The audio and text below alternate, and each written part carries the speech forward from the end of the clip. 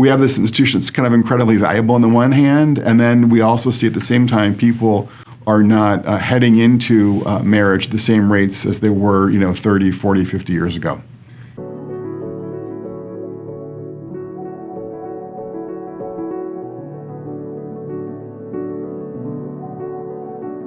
I've got basically bad news and good news to report when it comes to marriage in America today. The bad news is there's kind of like a closing of the American heart, where the marriage rates come down by about 60%. What that means kind of practically is that about 1 in 3 young adults today will never marry. And that's bad news because, and this is the good news, the paradox is the science actually is telling us that, marriage matters a lot for our kids and for our adults and for our communities. In fact, on some outcomes, we're seeing that marriage matters, more than ever. The benefits financially of being married are even greater today now in 2024 than they were back in 1970. I think the most surprising thing for me was seeing that for young men today, what I was witnessing in the data was that young men who are coming from non-intact families without their married parents at home, they're more likely today to end up in jail or in prison at some point by the time they turn about 30 than they are to graduate from college. And that was kind of a jaw-dropping pattern that I saw in the data.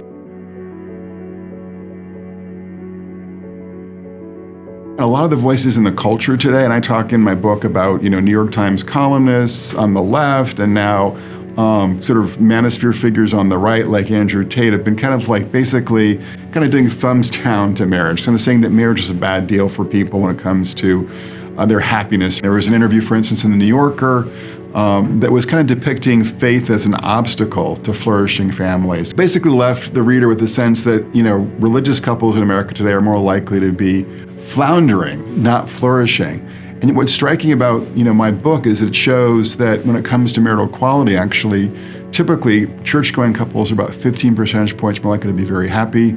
Depending upon the survey, folks who attend church regularly are between 30 and 50% less likely to get divorced. And then when it comes to sex, religious couples today actually have markedly more sex, and they also report more satisfying sex than their secular peers. So I think a lot of the messaging around faith is kind of off the mark.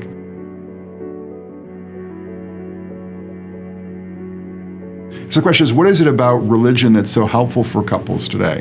And of course, I'm talking about on average. And I think there are really 3 things that kind of come to mind for me, and they're about kind of 3 ends. So one is the norms you encounter in religious communities, often norms like fidelity and forgiveness, which are incredibly important for, a strong marriage today.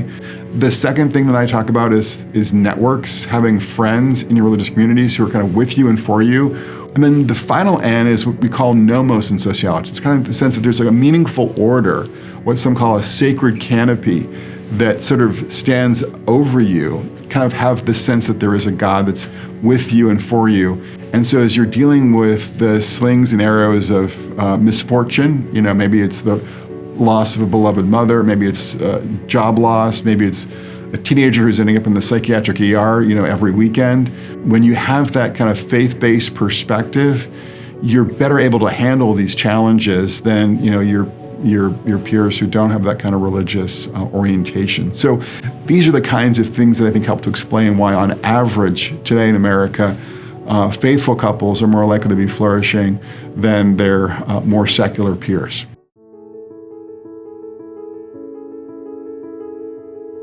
The case for having children is that on the one hand, they're certainly tough and challenging. I've got a bunch of kids, but I think there's just an incredible capacity both to give love and to receive love. And there's an incredible way in which your life is injected with a sense of meaning and purpose, that you didn't have prior to having children. Mothers are reporting that they're less lonely, their lives are more meaningful, and they're happier compared to their childless female peers. And I think that runs against a lot of the messages we get today about how motherhood is kind of a transition to loss rather than a transition to gain. You might think that married folks, who don't have kids are doing the best on the happiness front, but we do see in the data, in fact, that married parents are more likely to be, happy compared to childless married folks. And there are some voices in the culture today, both in TV and movies and music and books, who are basically encouraging kind of a more me-first approach to love and a me-first approach to marriage. For instance, encouraging folks to have separate checking accounts would be one example of that. But just took me thinking about marriage in terms of like, how does it make me happy? And what I argue in the book is that actually kind of trying to prioritize the welfare of your spouse and your family and your kids by attending to their financial welfare, by being invested as a parent, by trying to engage in regular acts of service towards your spouse. One of the things that I can remember talking to one young married woman, for the book, was she said she really valued kind of phone downtime in her marriage, where she and her husband would just kind of leave the phone to the side and would have long, extended eye-to-eye conversations. So I think we got to continue to encourage our couples to do more of that. And then, of course, on the front end, we have seen also from the work of Jean Twenge, the psychologist, dating is down, and the trends in dating seem to kind of parallel the rise of smartphones. So I think we're kind of in a place where we need to figure out new ways of encouraging teenagers and young adults more generally to revive a culture of in-person dating and be more intentional about having opportunities to be socializing without phones. In fact, I was just hearing from someone here in Utah that his teenage daughters are now going to more and more parties where kids are leaving their phones, in a basket or a box. That was certainly encouraging news to me. We need more of that, basically.